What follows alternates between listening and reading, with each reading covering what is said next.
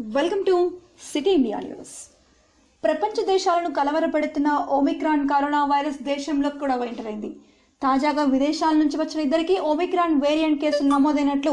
కేంద్ర వైద్య ఆరోగ్య శాఖ ధృవీకరించింది.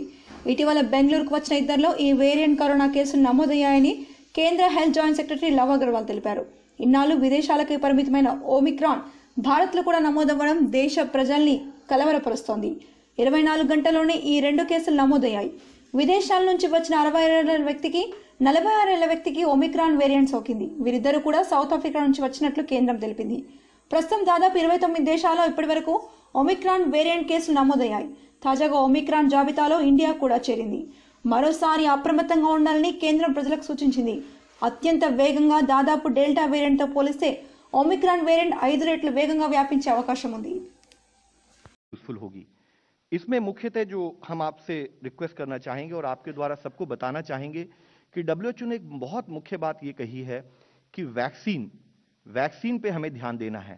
और साथ ही वैक्सीन के अलावा भी, जैसे कि माननीय प्रधानमंत्री जी ने कई बार इस विषय में कहा है कि दवाई भी कढ़ाई भी, तो उसी तरीके से use of mask, physical distancing और हैंड एंड रेस्पिरेटरी हाइजीन भी हमारे लाइफ में उतना ही इंपॉर्टेंट पार्ट प्ले करें वैक्सीनेशन के बाद भी. तो इस विषय में हम आपसे रिक्वेस्ट करना चाहेंगे कि vaccines along with vaccines all other measures have to be continued. साथ ही देश में जैसे ही हमें इस पर्टिकुलर ओमिक्रॉन वेरिएंट के बारे में खबर आई दुनिया से, तो हमने अपनी इंटरनेशनल ट्रैवल एडवाइजरी को थोड़ा और रेस्ट्रिक्ट किया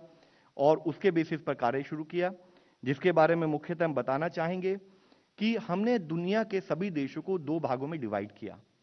कंट्रीज जहां पर या तो अधिक केस आ रहे हैं या ओमिक्रॉन वेरिएंट पाया गया है, और रिमेनिंग अदर कंट्रीज. तो हमने यह डायरेक्शन इशू की है या एडवाइजरी इशू की है कि जो कंट्रीज एट रिस्क हैं वहां पर 72 घंटे से पहले वाले टेस्ट के अलावा भी अगर कोई यात्री वहां से आते हैं तो उनको कंपलसरी आरटीपीसीआर टेस्टिंग एयरपोर्ट पर करानी पड़ेगी, और अगर उनका रिजल्ट पॉजिटिव आता है तब क्लिनिकल मैनेजमेंट प्रोटोकॉल के द्वारा उनका इलाज किया जाएगा और उसके साथ ही उनका सैंपल जीनोमिक सीक्वेंसिंग के लिए भेजा जाएगा कि कहीं उसमें ओमिक्रॉन वेरिएंट तो नहीं है. इसके साथ ही अगर उनका टेस्ट नेगेटिव आता है तो हम उनसे रिक्वेस्ट करेंगे कि वह होम क्वारंटाइन में 7 दिन रहें और 7 दिन होम क्वारंटाइन में रहने के बाद 8वें दिन फिर से रीटेस्टिंग कराएं. इसी के साथ ही फिर अगर उनका वहां पर भी नेगेटिव आता है तो वायरस का इंक्यूबेशन पीरियड क्योंकि 14 दिन माना जाता है, तो हमने उनसे रिक्वेस्ट की है कि उसके बाद भी 7 दिन नेगेटिव होने के बाद भी, यानी कि पूरे 14 दिन के पीरियड के लिए वो सेल्फ मॉनिटरिंग की उस स्थिति में रहें. साथ ही वह देश जो कि एट रिस्क की कैटेगरी में आज नहीं आते, लेकिन जिस गति से यह वेरिएंट फैल रहा है या ओवरऑल यूरोप या कुछ देशों में अधिक केस नोट किए जा रहे हैं, तो हमने यह भी कहा है कि बाकी देशों से आने वाले यात्रियों को भी 2% पैसेंजर्स को हम आरटीपीसीआर टेस्टिंग के द्वारा टेस्ट करेंगे, और अगर वह नेगेटिव आते हैं तो उनको 14 दिन सेल्फ मॉनिटरिंग करनी है. यह रिवाइज्ड गाइडलाइंस हमारी 1 दिसंबर से इंप्लीमेंटेशन में आ चुकी हैं, और अब तक अगर हम सुबह 8 बजे तक का डेटा देखें तो देश में ऐसी 37 फ्लाइट लैंड की पिछले एक दिन में, और उसमें 7,976 पैसेंजर्स आए जिनको कि आरटीपीसीआर टेस्ट एयरपोर्ट पर किया गया, और उसमें से 10 पैसेंजर्स आरटीपीसीआर पॉजिटिव थे, तो जिनका जीनोमिक सैंपल भी हमने कलेक्ट करके भेज दिया है. इस विषय में हम डब्ल्यूएचओ की गाइडलाइन, डब्ल्यूएचओ की जो एडवाइस है उसको भी हाईलाइट करना चाहेंगे कि डब्ल्यूएचओ ने कहा है कि हम ब्लैंकेट ट्रैवल बैन ना लगाएं देश, और साथ ही कहा है कि एविडेंस बेस्ड और रिस्क बेस्ड अप्रोच के तहत हम अपने स्क्रीनिंग ऑफ पैसेंजर्स बढ़ाएं, अपनी टेस्टिंग बढ़ाएं, और क्वारंटाइन रिलेटेड अपनी जो प्रोसेस है उनको और स्ट्रेंथन करें. उसके तहत ही हम लोग कार्य कर रहे हैं. इसके साथ ही इंसाकॉक का एक नेटवर्क हमारे देश में बनाया था, जिसके तहत 37 लैब में हम लोग वेरिएंट डिटेक्ट कर रहे हैं. यहां हम आपसे यह बताना चाहेंगे कि पिछले कुछ माह से, अप्रैल से, देश में जो डोमिनेंट म्यूटेशन हमने देखी है वह डेल्टा वेरिएंट और AY सबलीनेज जो डेल्टा का वेरिएंट है वही है, और पिछले 24 घंटे के अंदर हमारे देश में 2 ओमिक्रॉन वेरिएंट के केस हमारे इस नेटवर्क के द्वारा डिटेक्ट किए गए कर्नाटका में, जिसकी रिपोर्ट कल रात काफी लेट आई थी, जिसको हम आपके सामने रखना चाहेंगे. और वह जो 2 केस हैं उनके बारे में हम बताना चाहेंगे कि उसमें से एक केस 66 साल के एक मेल हैं, दूसरा केस 46 साल के एक मेल हैं,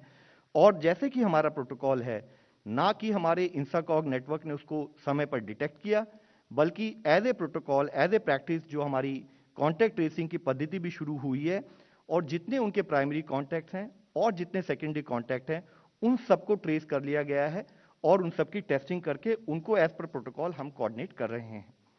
आज हम आपसे एक रिक्वेस्ट करना चाहेंगे। माननीय प्रधानमंत्री जी ने भी इस विषय में एक डिटेल्ड रिव्यू मीटिंग ली थी। उसके बाद स्टेट लेवल पर सेक्रेटरी हेल्थ ने भी उससे संबंधित सारे सेक्रेटरी हेल्थ से डिस्कस किया है। 5 विषय हमने जो फील्ड में फोकस करना है उसके बारे में चर्चा की। उसमें सबसे मुख्य विषय है इंटरनेशनल ट्रैवलर्स के बारे में, जिसमें हमने कहा है कि सारे सैंपल उनके टेस्ट हों, चाहे वो एट रिस्क कंट्री से हों, चाहे वह दूसरे देशों से हों, और साथ ही जब वह इंटरनेशनल ट्रैवलर कम्युनिटी में चले जाते हैं एयरपोर्ट से बाहर निकलकर, तब भी उनको मॉनिटरिंग कम्युनिटी लेवल पर की जाए। दूसरा विषय जो हमने स्टेट से रिक्वेस्ट की है कि कॉन्टैक्ट ट्रेसिंग ऑफ सारे पॉजिटिव पर्सन हो और उनको 14 दिन मॉनिटर किया जाए, उनके सबके sample as per norm genome sequencing के लिए भेजे जाएं, और कहीं पर भी डेली बेसिस पर मॉनिटरिंग करते हुए कहीं पर भी क्लस्टरिंग ऑफ केसेस हो तो प्रोटोकॉल के हिसाब से उसको मॉनिटर किया जाए। जरूरी है कि जब भी कभी कोई एक केस आता है, तो हमने इससे पहले भी कई बार इस विषय में बात की है कि टेस्टिंग इंफ्रास्ट्रक्चर एक बहुत इंपॉर्टेंट रोल प्ले करता है, तो उसको फर्दर स्ट्रेंथन किया जाए, इंश्योर किया जाए कि कहीं पर भी या तो हॉटस्पॉट्स आ रहे हों और अदरवाइज भी केसेस आते हों तो उनको हम अर्ली टेस्टिंग के द्वारा जल्दी पकड़ लें ताकि वह केस सीवियर में कन्वर्ट ना हो। और उसी के साथ ही आरटी-पीसीआर रेशियो, जो आरटी-पीसीआर पर जो हमारा फोकस है वह बना रहे, जबकि रैपिड एंटीजन टेस्ट हमारे को अर्ली डिटेक्शन में अदरवाइज भी हेल्प करेगा।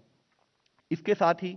हमारे लिए जरूरी है कि हम कंटिन्यूड बेसिस पर देश की हेल्थ इंफ्रास्ट्रक्चर को अपग्रेड करते रहें, और इसके लिए चाहे वे आईसीयूज हों, चाहे ऑक्सीजन बेड हों, चाहे वेंटिलेटर हों, और जैसे कि ECRP2 यानी कि इमरजेंसी कोविड रिस्पांस पैकेज 2 के तहत 23,000 करोड़ रुपए जैसे सैंक्शन हुए थे, और जिसके तहत पिछले कुछ महीनों से देश का हेल्थ इंफ्रास्ट्रक्चर फर्दर अपग्रेड किया जा रहा है स्टेट से रिक्वेस्ट करते हुए, तो उस इंफ्रास्ट्रक्चर का कार्य कंप्लीट किया जाए। हमारे जितने PSA प्लांट्स हैं वह कंप्लीट किए जाएं, उनको ऑपरेशनल स्थिति में रखा जाए। हमारा लॉजिस्टिक, चाहे वो PPEs हों, N95 मास्क हों, चाहे वे ड्रग्स हों, उन सबको कोऑर्डिनेट किया जाए। और सबसे मुख्य विषय जो कि हम आपसे भी अपील करना चाहेंगे, community sensitization, community level awareness. तो जिसके लिए जरूरी है कि हम भय का वातावरण क्रिएट ना होने दें, अवेयरनेस क्रिएट करें। हम ये बताएं कि ये न्यू वेरिएंट की एविडेंस क्या है और इसके तहत हमें क्या कार्य करना है, और साथ ही हम ये इंश्योर करें कि कम्युनिटी का सपोर्ट जैसे अब तक हमें मिलता रहा है उसी के तहत वैक्सीन कवरेज को बढ़ाएं